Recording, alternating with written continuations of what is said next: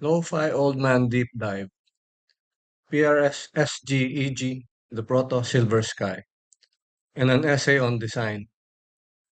Hello, tubers. An essay on design. I'm not a lawyer, so I won't pretend to know anything about legal matters. But I've designed hospitals, schools, and other buildings for the past 30 years, so I think I know a thing or two about design and intellectual property. First off, definitions. Intellectual property, or IP for short, are intangible assets created by the human mind, such as designs, artistic creations, inventions, and logos. Under IP are several categories. One is copyright, which is the ownership of a creation. Note that copyright covers the expression of that creation, not the concept itself. This means that if you have copied a design down to the last curve and screw, that would be a copyright infringement. But if we altered this and that a bit, it is no longer a violation, because by definition, the concept of a guitar having two horns and three pickups is free to use by anyone. The second category is trademark, which is a symbol or shape that defines brand identity. And yes, the Stratocaster shape and headstock are identifiable with Fender. But the caveat here is that they have to have those shapes registered with the national office. The other catch here is that if the company decides to change the shapes of these trademarks one bit, then they are creating confusion in the market that a trademark originally intends to avoid. So if we change the headstock from this to this, then back to this, we will either have to register all of them as trademarks, and we will also potentially confuse the public as to which specific shape identifies with the brand.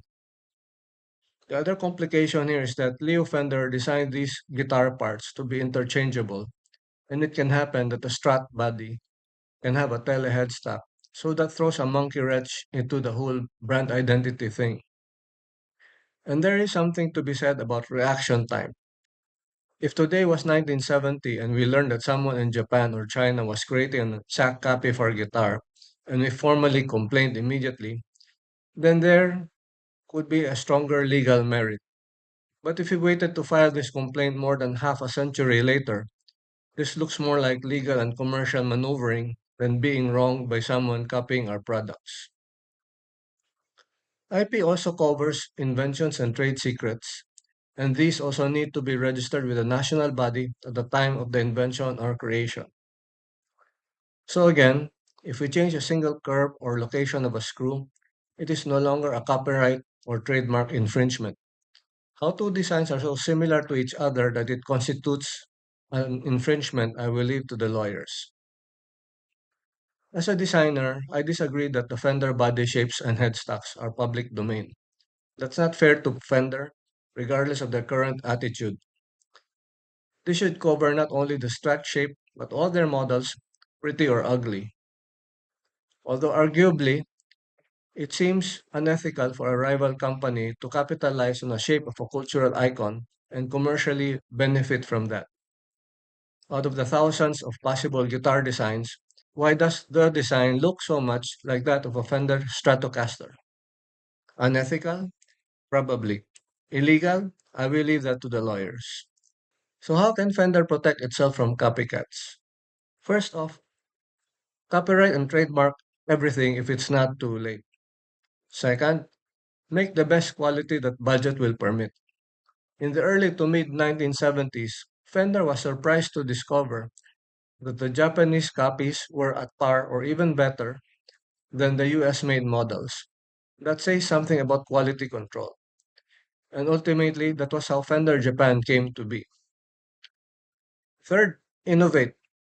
As a designer, I'm not too worried about anyone copying my designs because I am sure that my next design will be better than the previous one.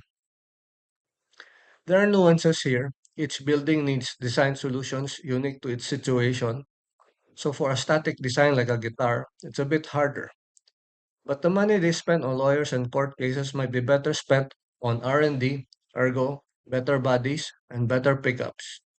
I'm a geezer and I gravitate to all guitars, but I'm also open to new tech in my hobby. Anyone open minded will consider what new tech the industry has to offer.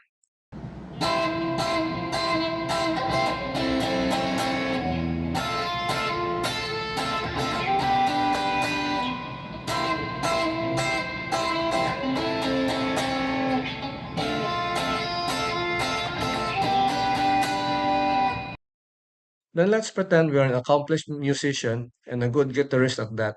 So much so that this dude invites us regularly to Crossroads. And then a big company gives us a free hand at designing our signature guitar. And after several years of testing, we come up with a Strat with a PRS headstock. I'd say that this was a wasted design opportunity. The market seems to contradict me though, because the Silver Sky seems to be selling well. But was this a smart commercial ploy by PRS to reference the shape of a cultural icon to sell its own guitars? We will never know. Unethical? Probably. Illegal? I will let the lawyers answer that.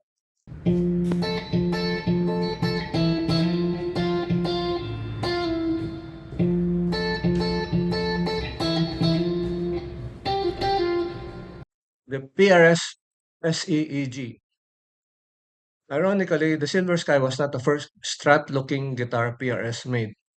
From 1990 to 1995, they made the PRS EG with Lindy Fralin single-coil pickups in various pickup configurations. From 2002 to 2009, they made the cheaper Korean version, the PRS SG EG, which we will do a deep dive in this video.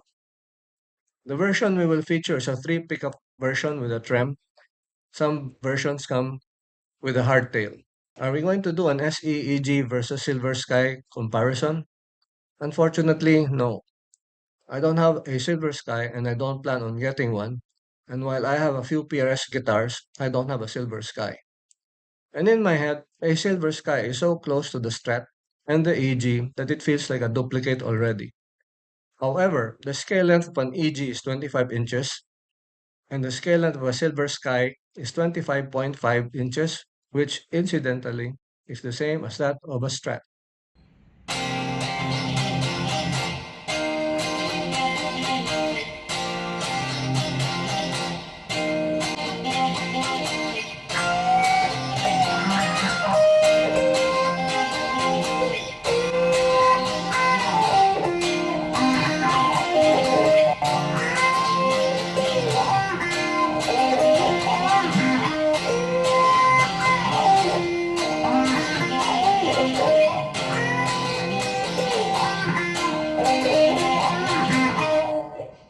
PRS.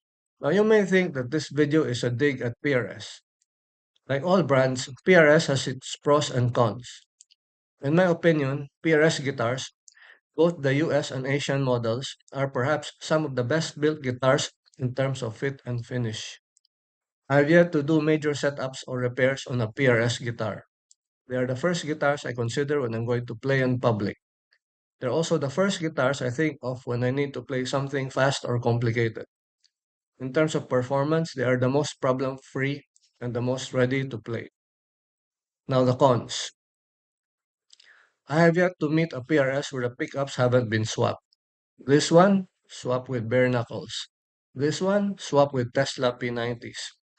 And if we check the marketplace, we see a lot of PRS pickups being sold outside the guitar. Ironically, the only PRS with original pickups intact is this here PRS SEEG. If I was asked my 2 cents on PRS, the guitar itself is superb, both US and Asian versions, and they can make slight variations of it rather than this tomfoolery with looking like Strats and Teles. Geez, these designs are around 70 years old already. It's about time we moved on. And what they could focus on are the pickups, especially in their SE line, because this is what a lot of people are swapping out. Well, enough whining. Let's move on.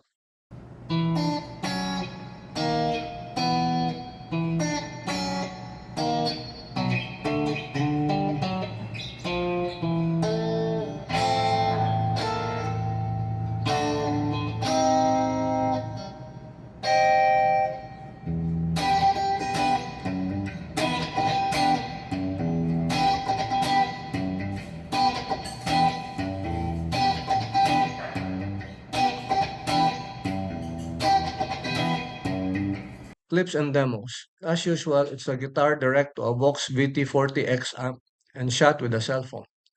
I throw in the same clips that I did with other Strat-like guitars just so we can get an idea on how close or far this version sounds compared to an actual Strat. I'm going to throw in some new clips just to keep things interesting.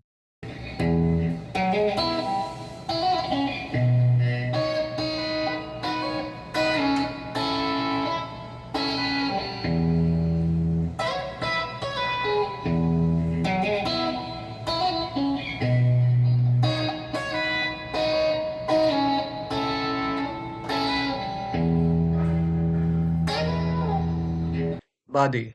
This guitar was shipped from another island of my country. When I got it, it was ready to play. Yes, it has some battle scars, but all I had to do was tune the strings and it was ready to play. This is a 2004 model made in Korea. The body is made of mahogany. Again, if we can get our hands on any PRS guitar, even an SE model, on the cheap, let's get it. These are fine guitars. And did you notice anything about this picture? This is a set neck compared to a Silver Sky, which is a bolt-on. So I have to ask you, for the same price, which one will you get? A set neck or a bolt-on?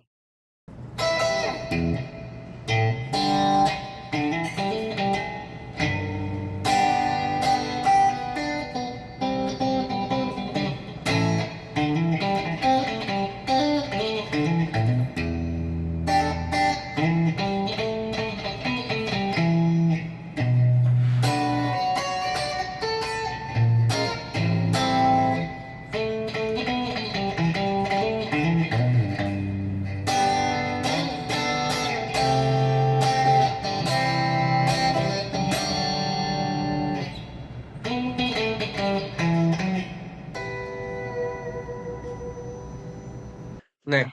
It has the traditional round and wide PRS neck, but not so large that it discourages playing. Again, I'm not choosy with necks. I can play almost any neck. We'll have to try out some PRS necks if you're choosy with your guitar necks. It is made of mahogany. It has a rosewood fretboard with the moon dot inlays. The tuners are Grover, probably an upgrade from a former owner, so that's a bonus.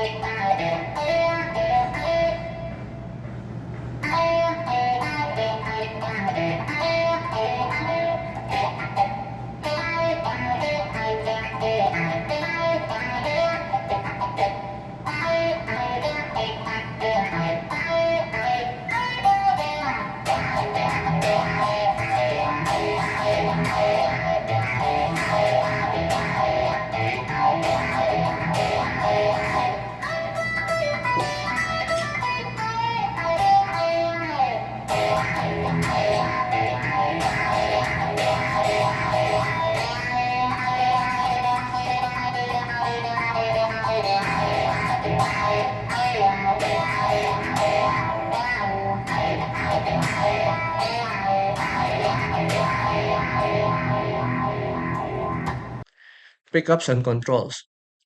This has the Strat type layout of three single coil pickups, one volume and one tone, a five-way switch similar to a Strat, and a vintage type trem, as opposed to the more modern Strats with the knife edges on each side of the trem. It has a typical black spring and claw contraption at the back to balance the trem.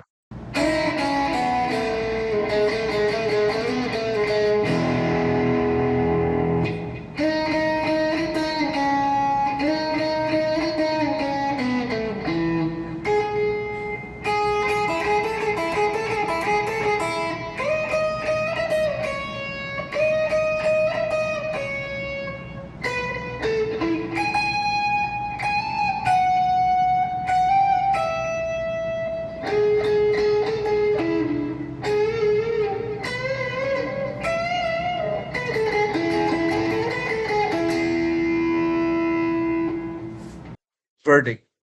Like probably all PRS guitars, this PRS SEEG is well built and the quality control is the traditional PRS excellence. There's very little to tinker with and it is just ready to play. To my ears, it sounds a bit ice picky on the bridge pickup, but that's why we have the tone control. There's very little to say about a guitar that plays well. Nothing to whine about. PRS SE guitars fetch the highest prices in the used guitar market other than those from Japan, which speaks of the high quality of the build, whether from Korea or Indonesia. If PRS could address the pickup problem, then that would make these guitars even of higher value. As to whether this is better or worse than the Silver Sky, I've laid out all the information and then some clips. I will leave that for you to decide. For me, this model is fine. Thank you for your time and see you soon.